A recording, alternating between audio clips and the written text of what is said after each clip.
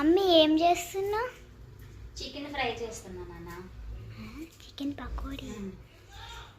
ఎందుకు? చికెన్ పకోడీ ఎందుకు? ఇంకా మొన్న సండే తెచ్చుకోలేదు కదా అందుకు. ఓహో. అల్లం వెల్లుల్లి పేస్ట్ పడుతున్నా ఫ్రెష్గా. చిన్నప్పుడు మా చిన్నప్పుడు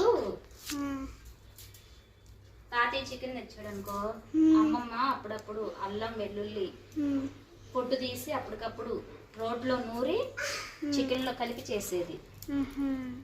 టేస్ట్ అయితే సూపర్గా ఉండేది అన్నమాట. ఇది మిక్సీ బట్టి ముందే ఫ్రిడ్జ్లో పెట్టి చేశాను అనుకో, చికెన్ నాన్ వెజ్ ఏదైనా సరే తినేటప్పుడు ఆ టేస్ట్ అనేది ఉండదన్నమాట.